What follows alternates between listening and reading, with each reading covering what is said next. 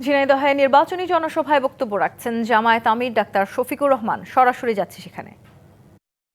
এই এলাকায় মানসম্মত শিক্ষা প্রতিষ্ঠান নেই। শিক্ষা প্রতিষ্ঠান যেমন নেই, স্বাস্থ্য সেবা নিশ্চিত করার জন্য তেমন কোন মেডিকেল কলেজ বা বিশেষায়িত হাসপাতালও নেই। আমরা ঘোষণা করেছি ইনশাআল্লাহ পর্যায়ক্রমে আল্লাহ যদি আমাদেরকে সুযোগ দেন তাহলে পর্যায়ক্রমে বাংলাদেশের প্রত্যেকটি জেলায় আমরা সরকারি মেডিকেল কলেজ গড়ে তুলব ইনশাআল্লাহ।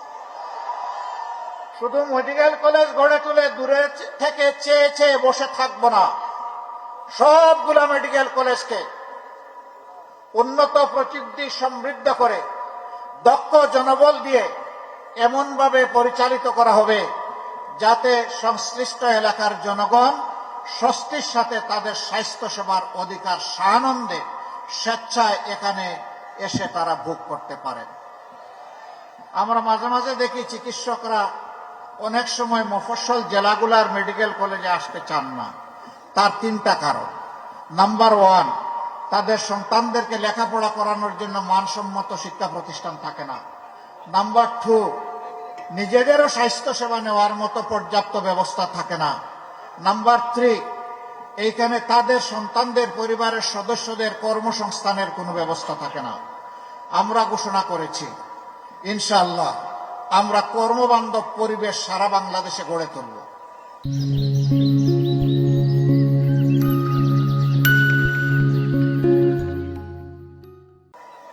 মানসম্মত শিক্ষা প্রতিষ্ঠান গড়ে তুলব প্রাইমারি থেকে একদম ইউনিভার্সিটি পর্যন্ত।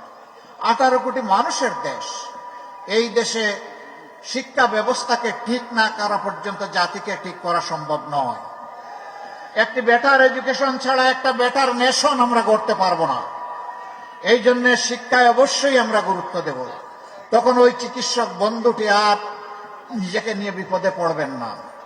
সম্মানিত ভাইয়েরা, শুধু চিকিৎসক না, এই ধরনের বহু পেশায় দক্ষ মানুষ এখানে আসতে চায় না। আমরা তাদেরকে পরিবেশ নিশ্চিত করার পরেও যদি কেউ না আসেন, তার বিপক্ষে রাষ্ট্র ব্যবস্থা নিতে ভুল করবে না। রাষ্ট্রের অর্থ আপনার পিছনে খরচ করা হচ্ছে, এই প্রতিষ্ঠানের পিছনে খরচ করা হচ্ছে সেবার জন্য, কাজের জন্য।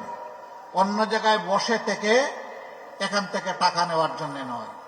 ভুল বুঝবেন না, শুধু চিকিৎসক না, সকলের প্রায় একই অবস্থা। প্রিয় ঝিনাইদহবাসী,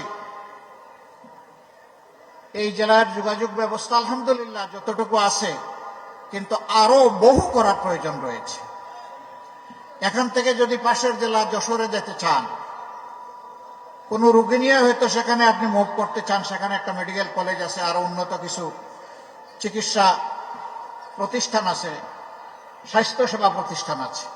রাস্তার এমন বেহাল দশা যে রাস্তায় রোগী অর্ধমৃত অবস্থায় হয়ে যাবে। কেন?